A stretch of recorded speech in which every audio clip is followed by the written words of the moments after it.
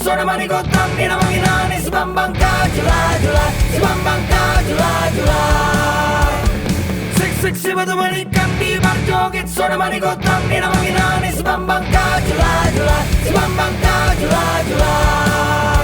Andor kutillo, andor kutillo, tillo riponta bula. Maula sobinotto, ula di pargiala. Sik si batu manikan di barjo, che sono mani contanti, una macchina si bambang giula, si bambang giula. Sik si batu manikan di barjo, che sono mani contanti, una macchina si bambang giula, si bambang giula.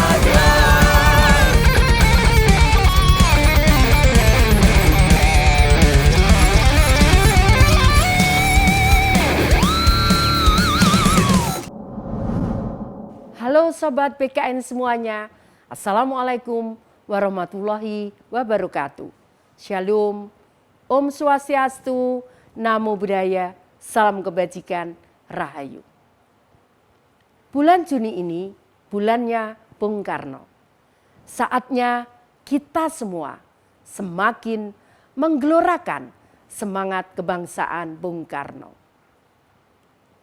Seperti ungkapannya yang terkenal, warisilah apinya, bukan abunya. Oleh karena itu, kita perlu memahami cara Bung Karno berpikir tentang kemajuan Indonesia. Untuk memperingati bulan Bung Karno, Dewan Pimpinan Pusat PDI Perjuangan menyelenggarakan serangkaian acara untuk memperkokoh nilai-nilai Pancasila dan pemikiran Bung Karno di masyarakat. Melalui serangkaian metode yang kreatif, cerdas, dan kontekstual untuk seluruh lapisan rakyat Indonesia, diharapkan Pancasila semakin menjadi bintang penuntun dalam setiap aktivitas kebudayaan dan kreativitas masyarakat Indonesia. Tetap semangat, merdeka! Wassalamualaikum warahmatullahi wabarakatuh. Shalom, Om Santi, Santi, Santi Om, Namo Buddhaya, Salam Kebajikan, Rahayu. Halo semuanya, Sobat BKN, berjumpa kembali bersama kami di acara talk show Bung Karno Series di tahun 2022 ini. Kali ini saya ditemani sama host yang kalau kata anak senja tuh cantiknya paripurna. Ada Anggi. Waduh, Mas Mirza. Halo semuanya, nama saya Anggi.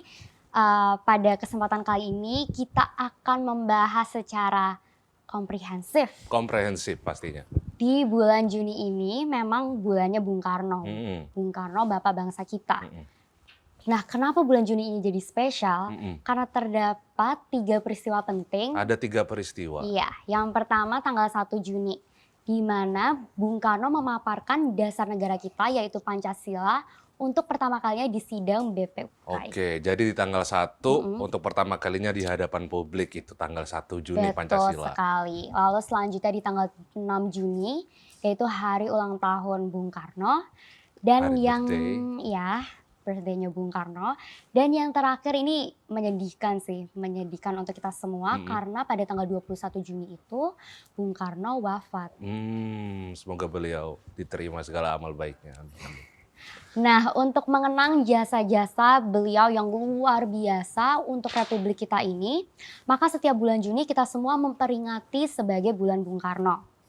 Nah, cara kita mengenang Bung Karno ini nggak boleh sembarangan, Sobat BKN. Nggak boleh sembarangan. Iya, karena seperti kata Bung Karno, apa Mas Mirza? Jadi ada satu quote yang terkenal lagi, itu Apa tuh? warisilah apinya, bukan abunya. Jadi api itu maksudnya semangatnya gitu. Kalau abu tuh bisa out of date, bisa kuno gitu. Tuh apinya.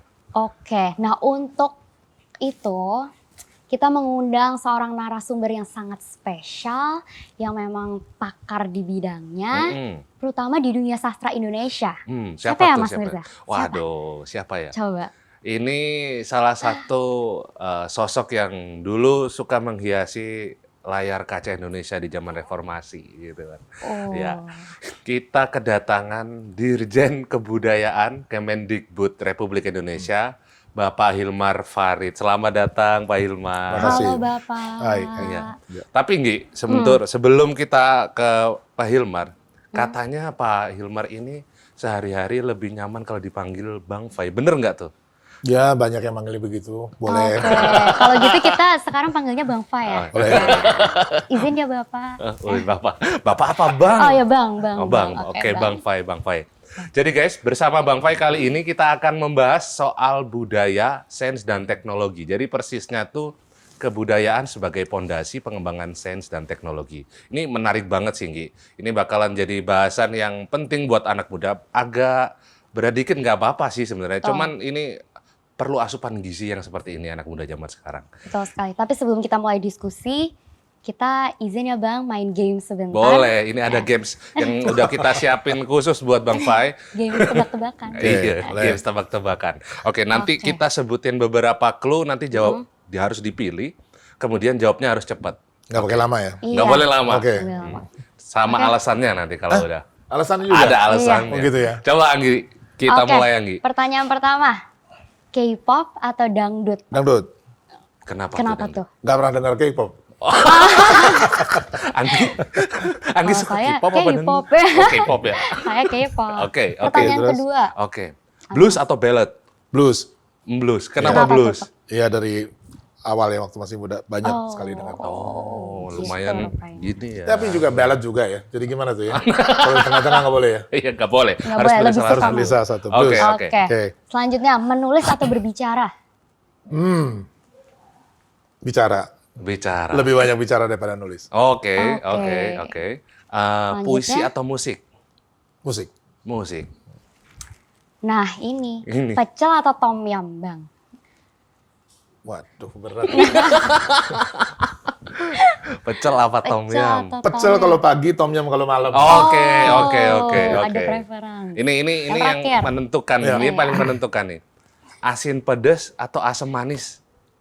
Asin pedas atau Asam manis. asin pedas? Oh, asin pedas. Ini Kalau boleh tahu alasannya, kenapa? Nggak Bang? ada ya. Rasa Oh, susah dijelaskan. rasa. Oke. Seenggaknya kita Oke. tahu gitu ya. Ternyata Bang Fai Setuju. sukanya ini. Oke.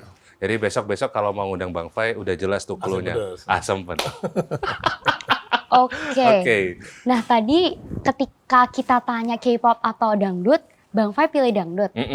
Kalau saya personally pilih K-pop. Nah, Anak K-pop banget ya. memungkinkan nggak sih Mas? Ini kan kita bicara K-pop yang mendominasi global saat ini ya. Saya termasuk korbannya gitu. Nah, mungkin nggak genre-genre yang ada di Indonesia ini kemudian mendunia seperti K-pop? Sangat Possible. mungkin. Oke. Sangat Kenapa? mungkin. Dan contoh yang sangat konkret, dangdut kan di Amerika udah mulai Oke. mulai dikenal juga, bahkan ada penyanyi Amerika sekarang penyanyi dangdut. Oke, jadi dengan kata lain Bang Hilmar, Bang Fai mau bilang di sana ada anak ambiarnya gitu. Ada Oke. juga dan musik kita sebetulnya jauh sebelum Korea ini sudah mendunia, gamelan. Gitu ya. Gamelan tuh sejak 100 tahun yang lalu tuh udah berkelana di Eropa. Oke. Dan ya banyak ahli sejarah musik itu bilang sebetulnya musik pop kita sekarang, yang kita tahu ya, musik Yeah. pop global kita ini, antara lain dipengaruhi setelah musik barat mendengar bunyi-bunyian yang bukan barat. Oke. Ya, dan bunyi-bunyian yang bukan barat itu ya antara lain gamelan, terus musik-musik yang kita dan dia masuk. Dan banyak ya musisi, ya ini angkatan lama ya, Ya. Bjork gitu ya, Iya, yang iya. pakai gamelan di dalam musiknya gitu. Dan film-film juga banyak sekali loh yang pakai gamelan tuh. Oke. Oke. Berarti Jadi gamelan- K-pop sama dangdut ini kan hanya dua dari sebagian banyak ya genre yang disukai anak muda zaman sekarang. Ngomongin soal anak muda zaman sekarang. Dulu Bung Karno itu mimpin partai juga umur 20-an loh. Oh ya. Kemudian mimpin zaman pergerakan itu juga di tahun 20-an gitu. Jadi pertanyaannya, ya kita gocek-gocek dikit. Wow. Siapa Bung Karno dan bagaimana kiprahnya menurut Bang Fe? Waduh. Berat. Kalau riwayat beliau, saya kira kita semua Oke, tahu oke. ya, udah Menurut Bang belajar Fe ya. ini. Tapi saya kira yang istimewa ya dari Bung Karno adalah pilihan yang beliau buat gitu di dalam perjalanan hidupnya. Dia bisa hidup nyaman sebagai arsitek, ya. Betul. Kan dia lulus sekolah arsitek dan gak banyak orang terpelajar ya di zaman Bung Karno sekolah itu. Orang Indonesia yang bisa baca tulis itu nggak lebih dari 6%. Ya. Jadi Zaman itu ya. 94% itu nggak bisa baca tulis. Gitu. Bung Karno adalah satu di antara sedikit ya elit terpelajar bahkan sekolah tinggi. Iya. Ya. Dan dia bisa hidup nyaman. Ya. Oke. Ya, cuman kemudian perjalanan hidupnya, pengalamannya, keterlibatan dalam pergerakan membuat beliau kemudian memilih membuat satu proyek begitu, Iya. proyek raksasa. Oke. Ya, menciptakan bangsa yang merdeka gitu ya. Dan itu saya kira keistimewaan yang ya nggak ada tandingannya. Itu adalah keluar biasaan sejarah yang saya kira melekat ya pada Bung Karno. Jadi kalau saya tanya apa sih istimewanya Bung Karno? Ya dia pendiri bangsa ya. Jadi, Oke. dengan begitu kayaknya diskusi selesai. Intinya begitu. Iya maksudnya kan nggak apalagi yang mau Iya. dicari ya. Jadi kita kan datengin Bang Fe sebagai Dirjen Kebudayaan ke sini tuh kita kan mau bicara soal kebudayaan, sains dan teknologi gitu. Satu pertanyaan yang sebenarnya agak ini ya mulai bisa agak goyang kepala kita sih sebenarnya. Kalau kebudayaan itu secara nasional gitu ya, kita tuh punya ciri khas nggak sih dibanding dengan yang lain gitu? Dibandingkan bangsa-bangsa di dunia, Indonesia ya boleh dibilang unik. Kita ini satu masyarakat yang terdiri atas tidak kurang 1.100 suku bangsa. Ya, berbicara tidak kurang 735 bahasa yang berbeda-beda gitu. Tapi satu gitu ya. Dan itu tentu pertanyaan besar ya untuk orang selama ini di dunia ini gimana caranya mempersatukan orang yang begitu beragam. Betul. Ya. Secara geografis hidup di sekitar 17.000 pulau. Iya, ada laut jadi pemisah kita. Ada laut dan seterusnya. Jadi tentu ada satu kualitas ya di dalam masyarakat kita ini yang memungkinkan gitu ya orang relatif ya hidup dalam berdampingan secara damai, relatif damai. Relatif ya, kadang-kadang damai. ribut di sana sini gitu. Tapi pada dasarnya bisa bersatu dan itu saya kira kualitas terpenting ya dari masyarakat kita gitu. Yang enggak di tempat lain kita susah carinya. Ya, di tempat lain ada banyak sekali masyarakat yang jangankan perbedaan etnik gitu ya. Perbedaan-perbedaan kecil gitu ya di dalam satu masyarakat relatif homogen itu bisa menciptakan konflik begitu hebat. Gitu. Persis. Nah, kita punya kemampuan nih gitu ya mengelola ya, perbedaan itu sedemikian rupa gitu. Iya. Oke. Jadi sebenarnya ini relate sama kehidupan anak muda zaman sekarang sih. Kalau Anggi kan salah satu queen-nya Twitter gitu. Jadi kalau di Twitter itu kan bicara kedamaian kayaknya nggak ada sih. Ada ya? Nggak ada. Semuanya Semuanya rusuh. Twitter. Termasuk fandom antar K-pop itu di fandom itu di Twitter berantem, Mas. Gila. Jadi di Twitter tuh emang udah kacau ya. Beda idol, beda ini udah ya. Kayak beda betul. ideologi gitu. Antara perang dingin Rusia sama Amerika dulu gitu rasanya. Oke. Sekarang kita akan flashback dulu nih, Mas. Jadi dulu sebelum nama kita Indonesia, setidaknya Majapahit dan Sriwijaya itu menjadi objek dunia. Lalu kita juga bisa bangun candi sebesar itu dengan teknologi pada masanya. Lalu kita juga punya universitas terbesar di Asia, punya kapal-kapal canggih, hingga punya sistem irigasi pertanian yang ampuh juga. Nah sebenarnya pada zaman itu spesialnya apa sih, Mas? Mungkin boleh digambarkan. Ya, yang penting diingat sih pertama keadaan geografis kita ya. Keadaan geografis itu sangat-sangat menentukan gitu ya. Kalau kita lihat kerajaan seperti Sriwijaya, masuk juga Majapahit, ketergantungan terbesarnya pada sumber air. Sumber air. Jadi nggak bisa kita bikin satu kekuatan seperti kerajaan gitu ya, yang jauh dari sumber air. Pastilah dia dekat sumber air. Dan sungai ya, dalam arti air tawar. Dan itu melihat lanskap kita yang begitu besar, pulau-pulaunya itu kan begitu besar ya, sampai orang harus bikin pemukiman di pedalaman seperti itu. Tentu itu berarti pengerahan tenaga, sumber daya ya. Dari mana dia dapat batu-batu segede-gede itu untuk bikin Borobudur. Borobudur tuh jumlah batunya 2 juta batu. Wow. 2 juta batu itu Borobudur tuh. Ya. Nah, sebentar, kalau kita kan sebenarnya masih agak mempercayai kalau itu magic gitu sih. Benar. Tapi ini ilmiah ternyata. Sangat ilmiah pembangunan Borobudur itu. Iya, kalau dihitung tuh bujur sangkar persis loh. Ya. Bujur sangkar. Oke. Dan jangan lupa pada saat itu orang kan nggak punya meteran ya. Iya. Gitu Jadi ya. ngukurnya pakai Jadi untuk ngukur dan segala macam tuh. Dan kalau misalnya kita lihat ke candi-candi itu luar biasa ya. Kita lihat susunan batunya, batunya tuh nggak ada yang sama. Dan dia pakai teknologi takik. Jadi batunya tuh ngiket gitu. Oh, kayak kuncian gitu Iya, ya? kayak kuncian. Oke. Dan dia pasti ada pasangannya. Oke. Nah bayangkan 2 juta batu, Mm-mm. masing-masing punya tempatnya gitu ya, punya kunciannya sendiri, ada reliefnya, ya, disusun sedemikian rupa itu sehingga membentuk satu bujur sangkar yang nyaris utuh gitu ya. Oke. Dan Itu itu kerjaan yang kompleks yang saya Ini, kira. ini banyak pertanyaan nih jadinya. Apa nih Ki? Dan kalau misalnya bayangkan ya, waktu pembuatannya sekitar 75 tahun. Artinya Udah umur Indonesia merdeka sih sebenarnya sekarang. Artinya apa? Artinya yang memulai tidak pernah melihat akhirnya, yang menyelesaikan Iya. nggak pernah lihat awalnya kan. Oke. Nah, Iya, oke. menyambungkan proyek sebesar itu dari generasi ke generasi nih, minimal 3 generasi kan. Iya, minimal. Berarti yang kakeknya yang mulai, cucunya menyelesaikan gitu. Iya, betul. Menyambungkan itu nggak ada tulisan, nggak pakai itu ya.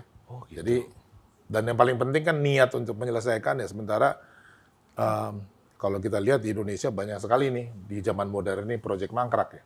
Iya kan, Oke. nggak kelar gitu. Betul sih ya. Ya, bangunan-bangunan apa gitu. Iya, Itu nggak persis, selesai persis. karena satu dan lain alasan. Iya. Zaman itu 75 tahun bisa tuh teruskan gitu. Dan candi-candi pada umumnya kalau kita lihat teknologi, tingkat pengetahuannya, materialnya dan segala macam tuh ya seperti itu. Oke. Ya, jadi memang ya kenapa bisa Mas lintas generasi itu melanjutkan pembangunan candi-candi itu? Apa kayak ada stabilitas politik tertentu? stabilitas apa politik sangat menentukan gitu ya. Kalau kita lihat ya pemerintahan di masa itu ya Sriwijaya, Kerajaan Melayu misalnya, dimulai abad 6 terus naik terus sampai ke Dharmasraya, kira-kira di abad 13, 600 tahun. 600 tahun. Sriwijaya kurang lebih sama. Majapahit 300 tahun. Oke. Ya, kita ini baru 75 tahun nih. Kita baru 75, betul. Ya, jadi masih ada PR nih gitu ya untuk menjaga kelangsungan itu. Stabilitas kelangsungan itu penting sekali ya, untuk memastikan bahwa kan pada akhirnya organisasi ya. Kalau kita nggak punya sumber daya, teknologi, alat cukup gitu ya, seperti bikin Borobudur dengan 2 juta batu itu, apa kuncinya? Kan organisasi. Oke. Jadi itu sangat-sangat penting ya untuk bikin proyek-proyek besar. Ya Bung Karno juga sama ketika di dalam pembangunan semesta berencana. Iya. Apa sih yang paling dipentingkan beliau? Kan mobilisasi orang. Makanya dulu ada yang namanya Kementerian Pengerahan Tenaga Rakyat. Oh, manpower gitu ya? Nah, karena apa? Karena dia harus mobilisasi. Ya tahu bahwa nggak punya cukup modal, Oke. atau alatnya atau apa segala macamnya itu belum mencukupi ya. Tapi mobilisasi orang itu menjadi kunci gitu untuk masuk terlibat di dalam satu pekerjaan raksasa ya membangun negeri ini. Oke. Oke. Sebenarnya kalau di pekerjaan sekarang itu kan ada sih kayaknya, kalau nggak tahu ini ada narasi sejarahnya atau nggak, padat karya sih sebenarnya. Ya. Jadi pekerjaan itu kan banyak banget orang yang ngerjain satu hal, misalnya bangun irigasi gitu kan ya. Itu kan harus padat karya, terus ngerjain jalan segala macam. Iya benar, ada tarikan sejarah kesananya juga nggak sih, Bang? Pasti ya, kalau misalnya sekarang kita lihat seperti Borobudur, ya pertanyaan besar kan. Iya. Terus siapa sih yang angkat batu yang dalam jumlah yang banyak, terus kemudian apa? Rakyat kan. Pertanyaan kan kenapa Bukan rakyat? ini ya, barang nggak Bukan mesin ya, kelihatan. Mas? Bukan. Jadi kalau saya sekarang tadi ya, kalau penciptanya kita bisa bicara tentang para pandita, orang-orang pinter dan seterusnya. Iya. Pada dasarnya kalau mereka kerja 3 generasi, oke? Yang bikin, kemudian cucunya melanjutkan. Pekerjanya kan begitu juga. Yang bekerja itu. Kan kakeknya yang mulai, kemudian cucunya yang mengakhiri. Kenapa? Pada saat itu orang dimobilisasi ya karena ada kepercayaan kita sedang membuat sesuatu untuk persembahan dan seterusnya. Iya, iya. Ideologi pada dasarnya kan. Iya, iya. Ya. Ini juga yang ditanamkan oleh Bung Karno gitu. Kalau kita memobilisasi orang itu kan harus dibuat dimobilisasi terlibat ya di dalam seluruh kegiatan besar Oke. membangun negeri ini. Apa kuncinya? Ya ideologi. Oke, oke. Jadi ini sih bisa mulai mengimajinasikan sih kalau misalnya Pancasila terus diberas menjadi diperas gitu kan menjadi Trisila kemudian jadi gotong royong kan satunya. Ya. Oke, oke. Jadi bisa membayangkan bagaimana proses penggalian Bung Karno ke Pancasila itu sebenarnya dalam juga ternyata dan jauh ke sejarahnya. Ini koreksi kalau saya salah ini, Bang. Jadi gini, Nggi, aku jadi kepikiran tuh, Mas? dulu tuh ada sistem tender juga kali ya. Kemudian manajemen pekerja. Kemudian untuk bangun Borobudur nih, ini kita coba case-nya Borobudur gitu. Ada manajemen dapurnya untuk makan dengan sedemikian banyak. Ada seninya, maksudnya orang-orang seni yang mengerjakan relief itu gitu. Artinya kan itu sesuatu yang konkret ilmiah gitu, sains gitu, bukan yang dalam satu malam kita kerjakan candi dengan bantuan jin dan seterusnya. Enggak dong. Mobilisasi pasti kalau begitu ada proyek besar seperti candi atau kompleks seperti Trowulan ya Majapahit ya. Iya, Trowulan. Pasti syaratnya mobilisasi orang, logistik. Oke. Mereka harus makan kan dalam waktu yang begitu lama. Kalau logistik pasti bicara tentang pertanian, peternakan dan semua. Jadi satu kompleks kehidupan itu sebetulnya yang kita lihat ya di dalam bangunan-bangunan besar ini. Dan itu problem yang dihadapi oleh setiap pemimpin bangsa ya sampai hari ini ya. Oke. Ya, untuk mengerahkan buat hal-hal besar pasti dia akan pengerahan logistik, mobilisasi sumber daya untuk bisa menjalankan ini yang besar dan di masa lalu ya orang menggunakan tadi ya membangkitkan ideologi, memobilisasi orang dengan Oke. gagasan itu. Oke. Thank you. Ini bukannya kita Nggi, Apa tuh?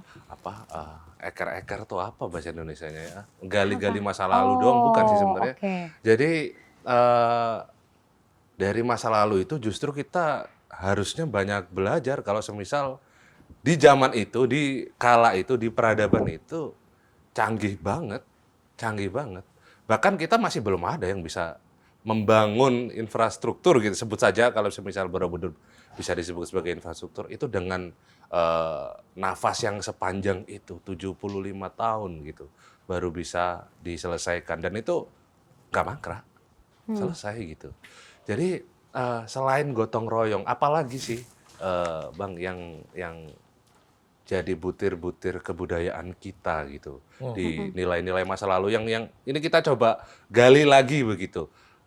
Ke mata airnya kebudayaan gitu. Iya, kalau saya kira salah satu kunci ya yang penting ya itu inovasi. Dan inovasi ini timbul kan justru karena keterbatasan ya berhadapan dengan alam yang kompleks ya. Kita hidup di Indonesia nih ada sekitar 50 ekosistem berbeda-beda ya. Ada yang tinggal di rawa, ada yang tinggal di pegunungan, ada yang tinggal di pantai dan segala. Dan semua ekosistem pasti punya syarat yang berbeda gitu ya.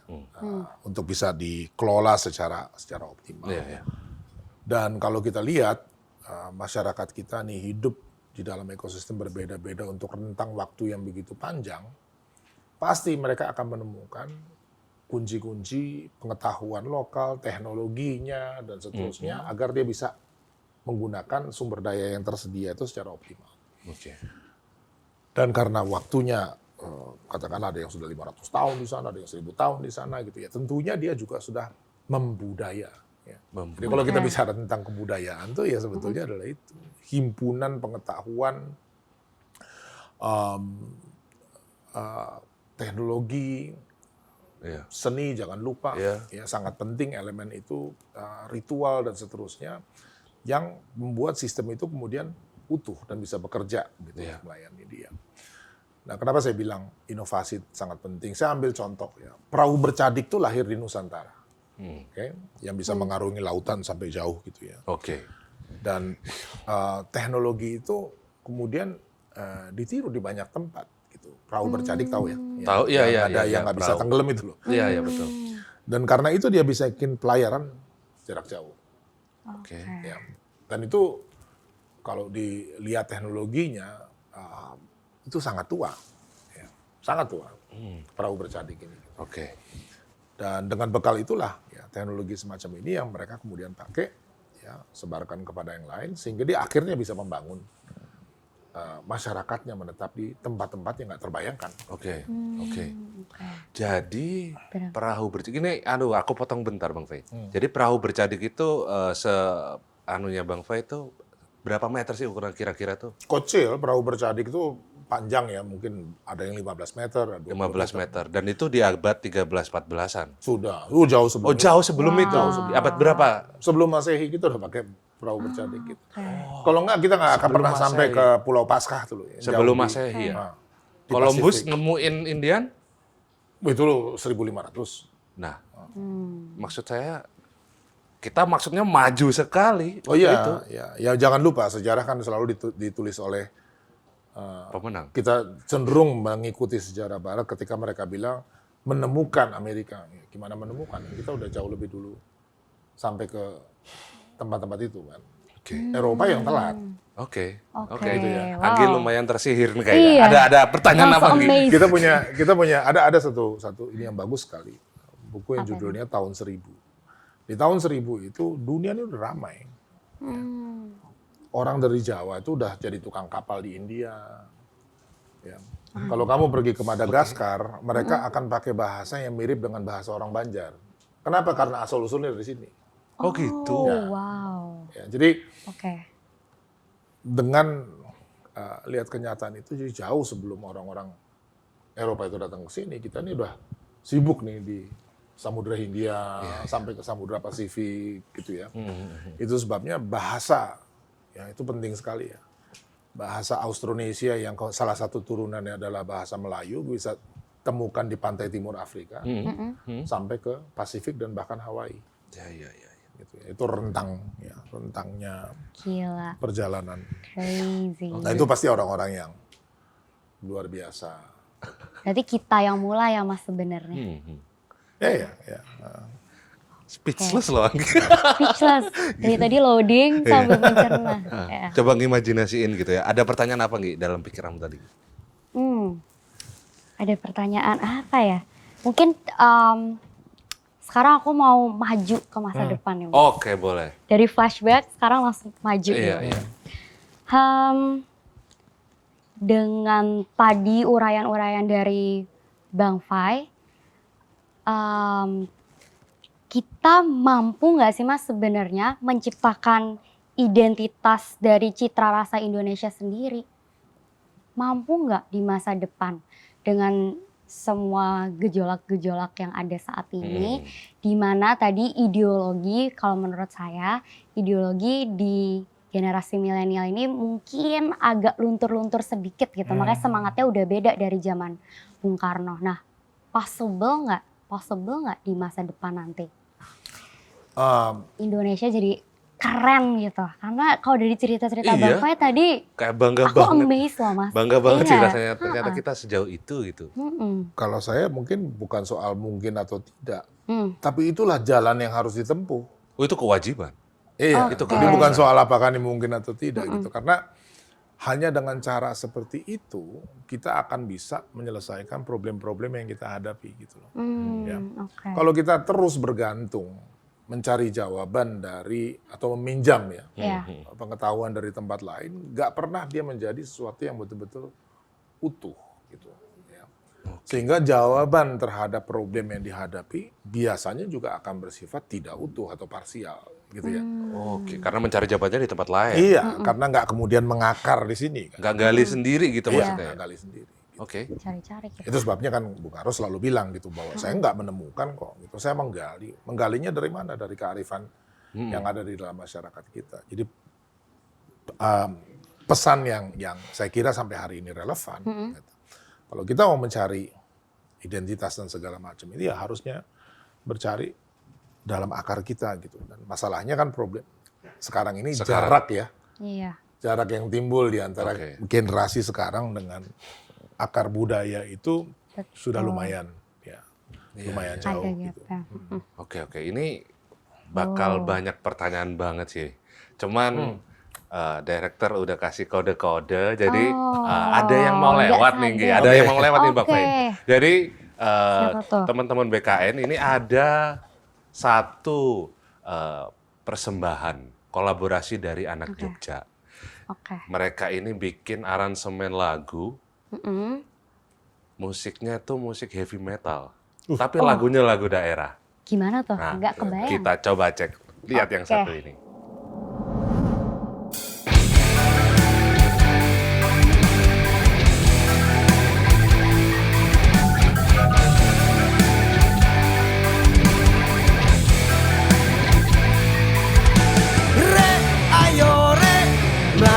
Mlaku nang tunjungan, ayo rame-rame bebarengan. Ayo sopo gelem melu aku. Ayo golek kenalan ayu.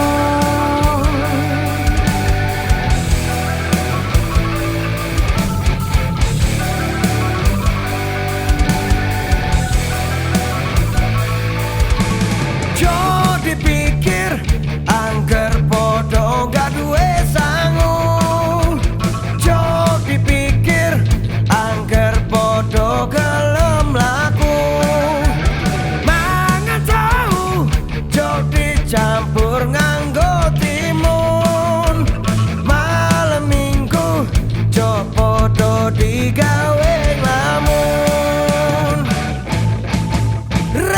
Ayo mlaku nang tunjungan. Ayo rame-rame bebarengan. Ayo sopo gelem melu aku. Ayo golek kenalan ayu. Ayo mlaku nang tunjungan. Ayo rame-rame bebarengan. Ayo sopo gelem melu aku. Ayo golek kenalan ayu.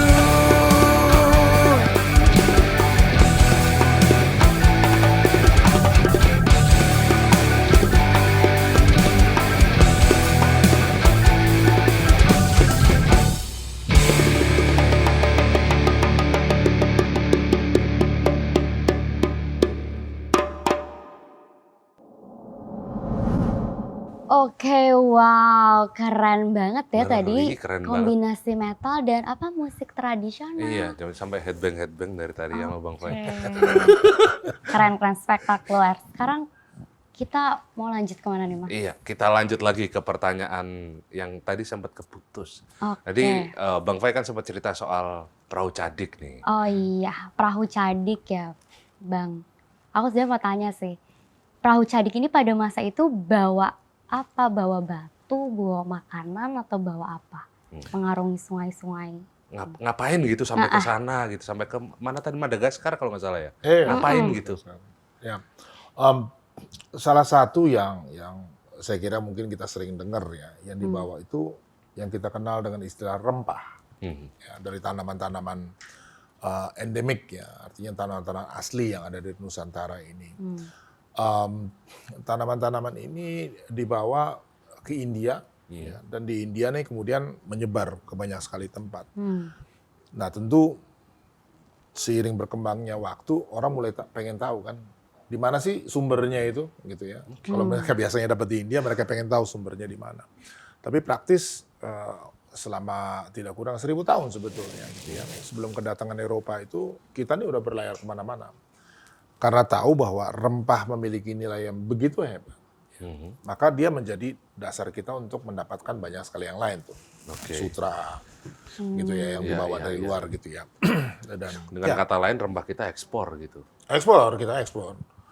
Kita nih penghasil untuk beberapa tanaman satu-satunya di dunia gitu. Karena cuma adanya cuma di kita, cengkeh, pala gitu ya. Itu hanya ada di kita gitu. Itu sih. Jadi mereka perahu cadik itu bawa rempah-rempah gitu. I see. Buat dagang ya Mas? Iya, dagang. Ya. Oke, kalau gitu sekarang saya langsung beralih ke pertanyaan lain ya Mas. Kalau Indonesia dan dunia saat ini itu kebudayaannya bagaimana Mas? Kita nih sekarang punya satu kebudayaan global. Ya K-pop itu contohnya gitu ya. Dan dia melalui perantaraan media itu menjangkau seluruh dunia, ya, dan dalam banyak hal menguasai. Ya. Korea itu sangat fenomenal ya. 20 tahun lalu mungkin orang disuruh tunjuk Korea tuh ada di mana di peta, dia nggak bisa tunjuk, nggak tahu, saking nggak terkenalnya. Ya.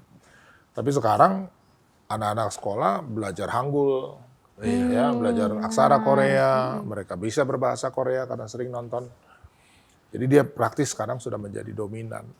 Tapi tentu yang dominan ini kan datang silih berganti ya. Ya tahun 80-an, 90-an Amerika melalui film dan seterusnya. Ya, sekarang Korea, kita nggak tahu ya di masa depan Indonesia barangkali. Iya. Tapi kalau cuma mimpi gitu sih mana bisa terwujud gitu. Ini PR generasi milenial nggak sih Mas artinya? Bener. PR generasi milenial nggak sih? Ya PR kita semua, tapi ya generasi milenial mungkin tanggung jawab paling gede ya. Iya, tanggung jawab ya. Jadi soal Korea itu tadi ya kan, kaitan dengan Korea. Jadi mereka bisa sampai dalam tanda kutip ekspor ke mana-mana ya, ke seluruh dunia kebudayaan mereka, kemudian industri di belakang K-pop itu kan banyak juga ya. Nah itu tuh kalau di kita itu kita punya nggak sih contoh konkret yang seperti itu bisa digali dari zaman dulu sampai ke sekarang gitu maksudnya? Ada nggak sih kita yang bisa ekspor sebegitu masifnya gitu, produk budayanya ada, komersialnya ada gitu. Kalau untuk kebudayaan saya kira kita tidak sampai kepada level seperti Korea sekarang ya.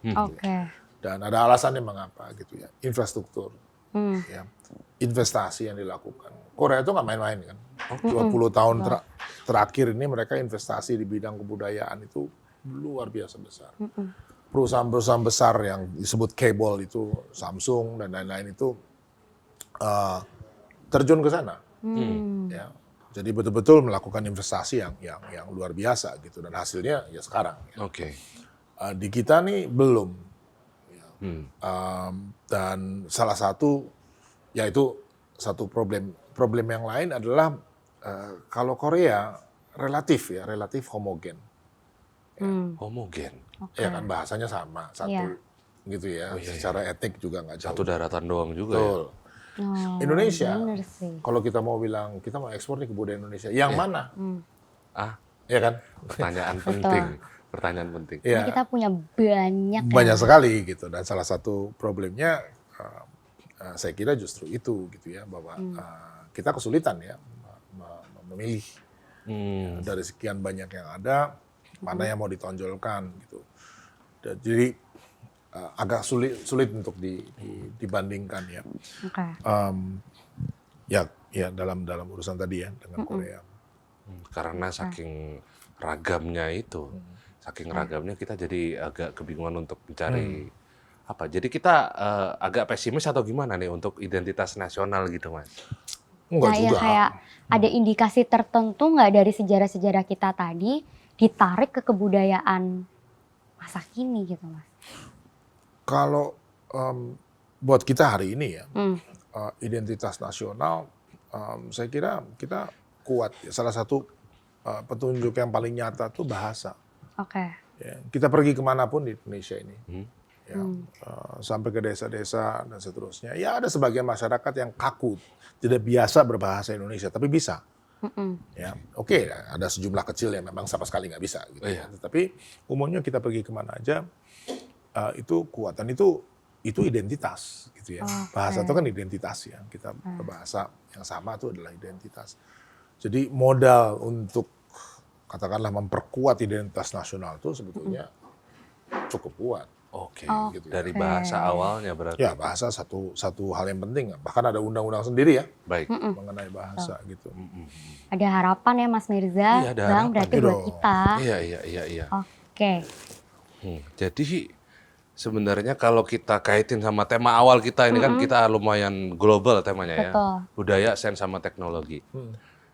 Untuk membuat pengetahuan ya, ilmu pengetahuan sains, kemudian juga akselerasi di bidang teknologi. Kita ini kan pengennya kalau bisa kebudayaan yang dijadikan pondasi. Kan begitu maksud temanya kita ini kan.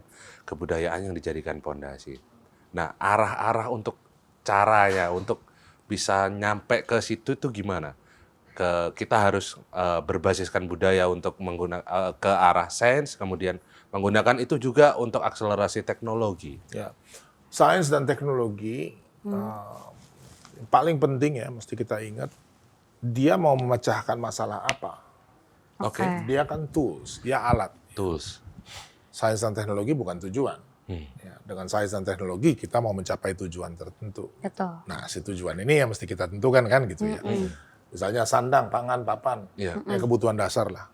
Gimana sains dan teknologi bisa menjawab persoalan ini? Ya. Dan itu banyak sekali ya. Contohnya saya kira gitu. Kita ini belum memanfaatkan secara optimal sumber daya yang sesungguhnya kita miliki gitu ya. Ya masih jauh. Ya. Jadi sering saya bilang gitu ya, kebudayaan ini bukan cuma soal tarian ya, soal sistem pengetahuan dan seterusnya. Nah, hutan-hutan kita punya sumber daya genetika yang sangat luar biasa. Sangat luar biasa. Dan kalau digunakan secara optimal, dia bisa menjadi sumber pendapatan yang luar biasa besar. Syaratnya sains dan teknologi, ya kan, riset harus dilakukan, memahami ini fungsinya adalah ini, cara mengembangkannya seperti ini, untuk di upscale produknya sehingga bisa massal seperti ini dan seterusnya. Jadi tantangan kita tuh tetap berakar pada kebudayaan kita. Dan kita nih sering saya bilang ya, negeri dengan keanekaragaman hayati dan keanekaragaman budaya yang tertinggi di dunia. Ya. Oke. Ya, kalau dibikin matriks gitu ya, itu kan apalagi kalau kita lihat ya masyarakat kita tuh nenek moyang kita kalau pakai tanaman tuh kan nggak ada sisanya ya. Oke. Akarnya dipakai, ujung daunnya dipakai, kulit kayunya dipakai, semua lah. Batangnya dipakai Semuanya bermanfaat ya, nggak ada yang dibuang. Benar. Nah, cuma mencatat pengetahuan itu kemudian dianalisis secara ilmiah, Oke. dikembangkan teknologinya berdasarkan pengetahuan lokal itu untuk mengembangkan resources ini yang belum banyak kita lakukan. Oke. Jadi ternyata di situ akar masalahnya. Iya. Kalau gitu gini berarti Bang Fai. Ada nggak sih sains dari zaman bahala gitu ya, yang sampai sekarang masih ada? Ada cerita-cerita tertentu nggak? Misalnya teknologi pembuatan kapal kayak atau apa gitu, yang sampai sekarang masih ada gitu, sains dari dulu sampai sekarang dan bertahan ribuan tahun, yang ternyata sekarang masih ada gitu. Pembuatan kapal jelas, tapi seiring dengan perkembangan teknologi modern perkapalan ya, itu menjadi kurang banyak dipakai. Oke. Tapi dalam urusannya mengelola alam, itu yang saya kira sampai sekarang itu terus. Oke, pengelolaan alam. Pasti. Sains pengelolaan alam. Oke, ada satu contoh konkretnya nggak, apa yang dari dulu bangsa kita lakukan yang sampai sekarang masih bisa kita nalar gitu. Oh, ini maksudnya untuk ini, oh ini maksudnya untuk ini gitu. Oh, banyak sekali contoh ya. Astronomi, Astronomi. ya, sistem pertanggalan, ya, sistem waktu, kalender dan seterusnya itu kan sampai sekarang kita pakai nih. Oke. Ya, untuk menentukan kapan masa tanam yang baik, Betul. gitu ya. Oh, masa tanam itu Iya dong. itu pengetahuan masa Iya, lalu pastilah. Itu kita pengetahuan Indonesia masa itu. lalu. Oke, ya kan dia yang akan bilang syaratnya, dan itu biasanya dikaitkan dengan tanda-tanda alam. Jadi kemampuan membaca Oke. alam itu, dan itu Interesting point. ya sampai sekarang ya, sampai sekarang sebetulnya di banyak masyarakat kita masih sama kayak laut gitu. Kita aja yang hidup di kota nggak begitu mengenal ya. Tapi kalau misalnya kita lihat ya, pelaut Mandar, orang Bugis, apalagi orang Bajau gitu. Kalau kita lihat laut kan laut aja ya. Iya. Kalau mereka ada bedanya kan. Dia kayak kita jalan di jalan raya gitu. Dia tahu nih, oh ini rutenya ini, oh ini arusnya ke sini, ini ininya begini. Oh, Iya oke, wow. Dan seiring dengan itu dia juga tahu musim ini nanti akan ada ikannya. Ikan jenis ini, ikan jenis itu ya. Oke. Jadi itu yang nggak banyak ya kita. Iya. Belum banyak kita. Kalau kita kupas, kita bisa ngomong ini 24 jam kali ya, Pak? Pasti. Pasti. Panjang banget. Iya, oke. panjang. Ini pertanyaan terakhir ya, Mas, untuk mengemas semuanya. Iya. Saya ingin tanya, apa inti kebudayaan Indonesia sebenarnya? Wah, berat ini pertanyaan. Yang gongnya. Tapi saya kira gini, ya, kebudayaan kita itu tumbuh ya. Pertama dalam relasi dengan alam tadi ya. Dan juga kemudian dengan sesama gitu ya. Untuk kemudian dia menghasilkan ya sistem yang lebih stabil, kemudian kehidupan sosial ekonomi dan seterusnya. Kualitas yang saya kira ya sangat penting adalah kemampuan untuk kolaborasi. Oke. Kolaborasi. Karena dia tahu kita nih enggak, ini beda sekali kita misalnya dengan Cina atau India. Iya, oke. Cina ambisinya selalu imperium karena pengalaman dia selama 5.000 tahun adalah imperium besar. Oke. Ya. Jadi seluruh energinya, kebudayaannya, kecerdasannya itu diarahkan untuk bagaimana caranya sih imperium ini bisa terus bertahan. Kita pengalamannya agak berbeda. Gitu. Ya, ada kerajaan-kerajaan besar gitu, tapi kalau kita lihat mayoritas Nusantara ini relasi di antara kita, koalisi, aliansi, itu terus-menerus dari waktu ke waktu. Nah, untuk bisa melakukan itu, nggak lain itu pasti memerlukan satu kualitas kemampuan kolaborasi. Di dalamnya itu apa? Toleransi, nggak mungkin nggak. Iya kan? Iya. Kita berbeda nih gitu, tapi saya perlu ya. Iya. Untuk bisa kita melakukan sesuatu bersama-sama gitu ya. Atau setidaknya saya berdagang gitu. Dan itu sebabnya kita lihat di Indonesia ini, kita keliling Indonesia ya. Hampir selalu ada rumah ibadah untuk masyarakat yang bukan masyarakat aslinya. Misalnya di Banda, ada kelenteng sebelum Belanda datang itu. Ada kelenteng. Kita pergi ke kawasan timur itu ada masjid-masjid yang umurnya sudah sejak abad 15 di Ambon. Di Ambon. Di Ambon. Ya. Begitu juga untuk agama-agama lain seperti peninggalan Buddha di Jambi dan segala macam. Jadi kita selalu lihat ya bagaimana masyarakat kita ini mengelola perbedaan, dan itu saya kira satu kualitas yang ya Bung Karno baca. Dan saya kira pendiri Republik ini nggak main-main ketika kemudian mencanangkan Bhinneka Tunggal Ika itu sebagai semboyan. Persis. Ya. Jadi bukan kayak cuma ya kayaknya keren ya pakai itu, bukan. Gitu ya. Tapi dia punya alasan yang sangat kuat gitu, karena menyadari tadi ya, anti kebudayaan kita berpikir tidak seperti imperium yang besar, tapi bagaimana caranya mengelola, dan itu karena keadaan geografis kita ya. Keadaan geografis kita sangat berbeda ya, tidak bisa terpusat di dalam satu tangan, pasti harus menggunakan. Oh ya, desentralisasi Mas. Ya, dan kemampuan untuk mengelola. Jadi bahkan hari ini ya, hari ini kita dengan otonomi daerah, ada pemerintahan pusat gitu ya, dinamikanya luar biasa. Yang kita pasti ya tahu ya, dinamikanya luar biasa. Tapi saya kira kualitas ya dalam masyarakat kita yang tersembunyi yang memungkinkan ini kemudian tetap bisa utuh gitu. Iya. Ya. Dan kuncinya buat kita hari ini mencari itu tuh, ya inti kebudayaan tadi, gitu ya. Bukan cuma sekedar dirumuskan, diomongkan, gitu Iya, ya, iya, tapi iya. kemudian bisa diinternalisasi, kalau perlu ditumbuhkan, dikembangkan, sehingga dia menjadi basis ya bagi kita untuk melihat ke depan. Oke. Oke. Nah, gara-gara tadi Bang Fai menjabarkan lagi, saya jadi punya pertanyaan baru. Izin satu pertanyaan lagi Aku boleh? antri habis ini ya. Oke, Aku antri ya. habis ini. Jadi dari uraian-uraian tadi, pada akhirnya apakah kemudian kebudayaan daerah ini menjadi fondasi kita dalam mengembangkan budaya atau malah justru sifatnya wajib, Mas?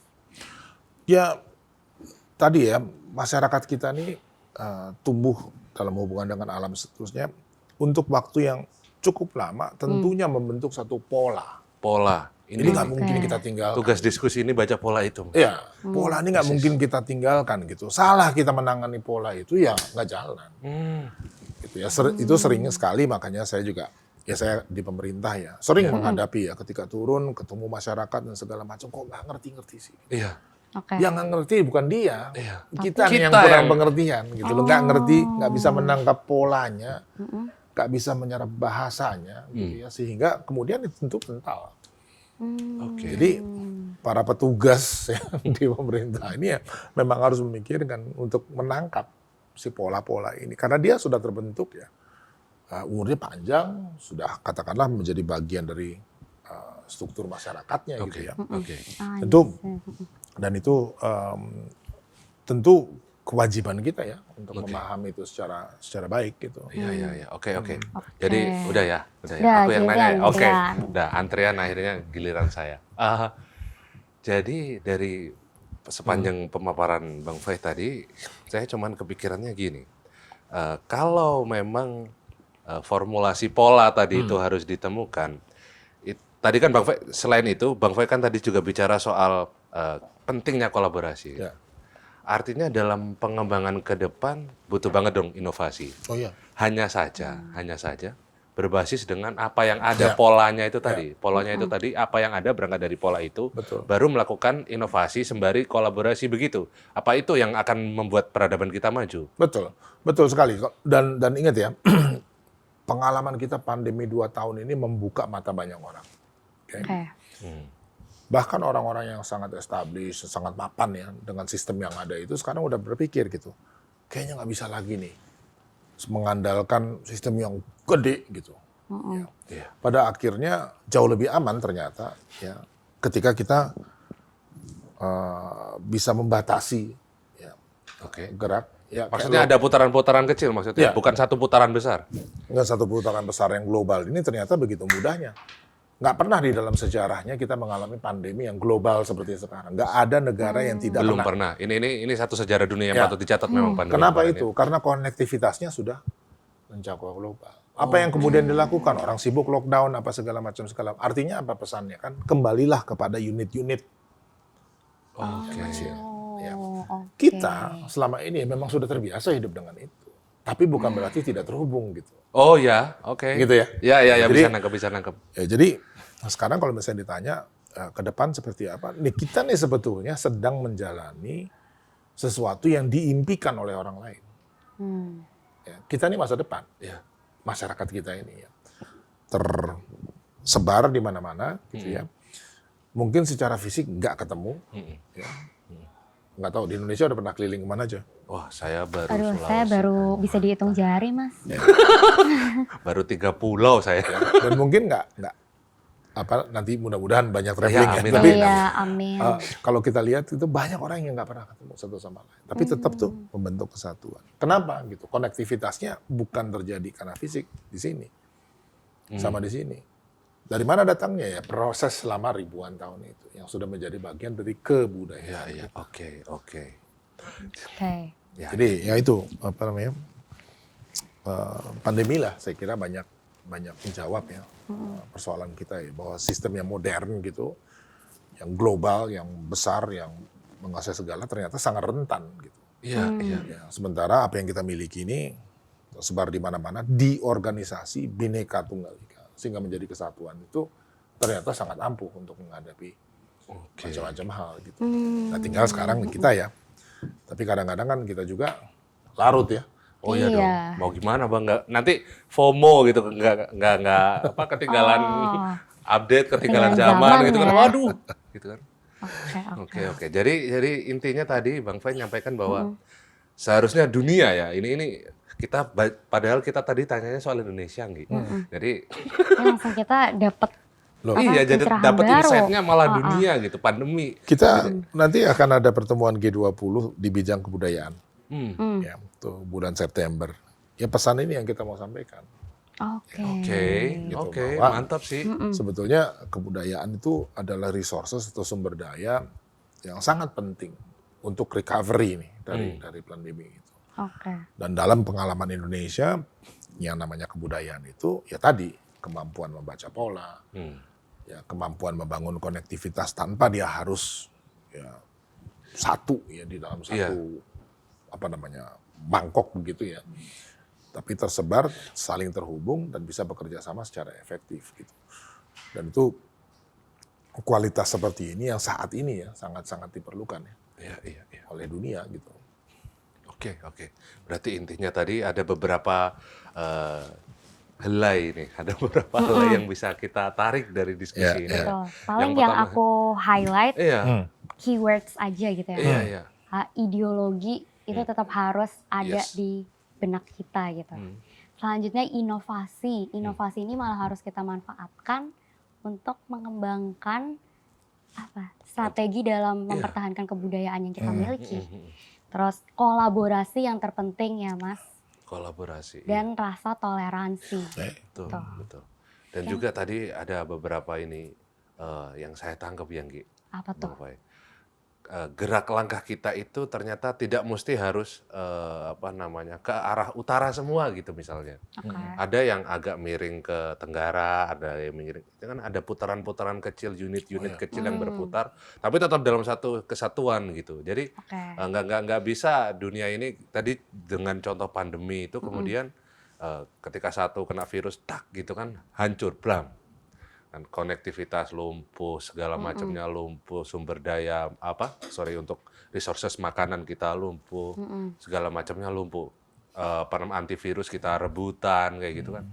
Jadi ternyata rapuh juga tadi dunia itu. Jadi yang saya tangkap adalah kebudayaan itu menawarkan ya untuk menarik kembali ke belakang pandangan kita itu harus dijernihkan dengan melihat kembali sejarah, melihat kembali pola-pola, gitu, pola-pola masyarakat. Itu yang akan memperbaiki kita dan juga dunia pastinya. Itu ternyata Indonesia juga satu. Kalau bahasa Jawa punjeran dunia kali ya, gitu sih. Punji. Oke, Oke. gitu Nggi. Oke. Wah, tegang. Tegang karena mikir gitu. Iya. Oke, mungkin ini mantep banget ya Mas Mirza pembahasannya Bang Fai. Terima kasih sekali Sama-sama. insights-nya. Keren sih. Sayang banget sih ini segmennya udah ada di penghujung gitu. Maksudnya sampai Kita pagi. udah Oke, Bang Fai mintanya sampai pagi. Kita bisa Oke. pindah lapak kasih karena ini gelas. 24 jam bisa loh bahas ini ya kan. Oke. Oke. Mantap sekali bahasan hari ini. Kita jadi tahu bahwa sebenarnya ada api sejarah yang masih ada gitu kan. Ada api, ada semangat-semangat tertentu yang memang seharusnya kita jaga sampai sekarang dan justru harus kita perbanyak api-api ini gitu kan. Yang terpenting bukan cuma api sejarahnya, tetapi tindakan-tindakan kita setelah mengetahui fakta-fakta dan arah dari apa yang sudah kita paparkan tadi, apa yang sudah kita diskusikan tadi, sebagai penuntun begitu pengembangan kebudayaan sebagai fondasi sains dan teknologi ke depan.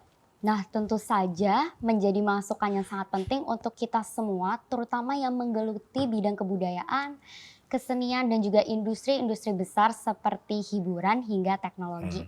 Nah, Sobat BKN, sayang sekali nih kita sudah sampai di segmen terakhir.